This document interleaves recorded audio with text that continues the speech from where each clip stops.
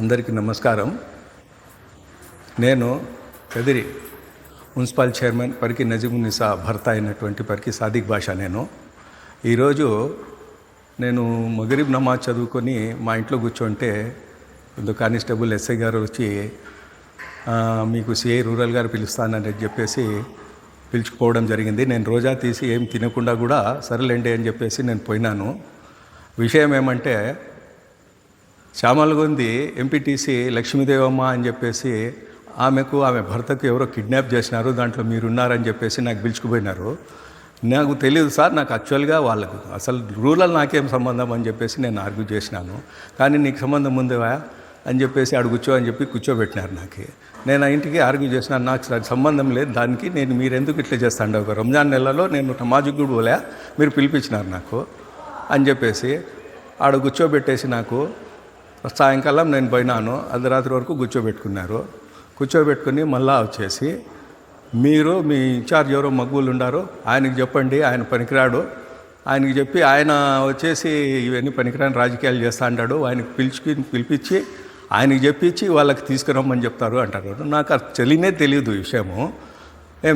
వీళ్ళు వచ్చేసి ఆయనకి తీసుకురామని చెప్పేస్తే ప్రెజర్ పెడితే నేనేం చేయాలి నాకేం అర్థం కాలే. సార్ నాకు తెలియదు సార్ అని చెప్పేసి అదే ఆర్గ్యూ చేస్తాను. ఇంత లోపల మా పార్టీ వాళ్ళు వాళ్ళంతా వచ్చినారు. సార్ మా పార్టీ వాళ్ళే వాళ్ళకు మేము కిడ్నాప్ చేయాల్సిన అవసరం ఏముంది అని చెప్పేసి మా పార్టీ వాళ్ళు నా కార్యకర్తలు మా కౌన్సిలర్లు అందరూ కూడా చెప్పినారు.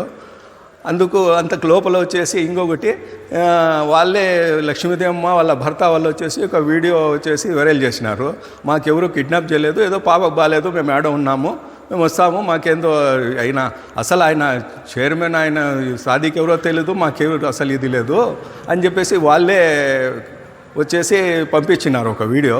అది చూపించినాము. సార్ చూడండి ఇది సోషల్ మీడియాలో వచ్చింది అని. దానికి ఆయన తీసుకొని లేదు ఇది వచ్చేసి అక్కడే వచ్చి చెప్పమను అది ఇది అని చెప్పేసి మాకు ప్రెజర్ చేసినారు. దానికి మేమేం బాధ్యులం సార్, మాకేం సంబంధము?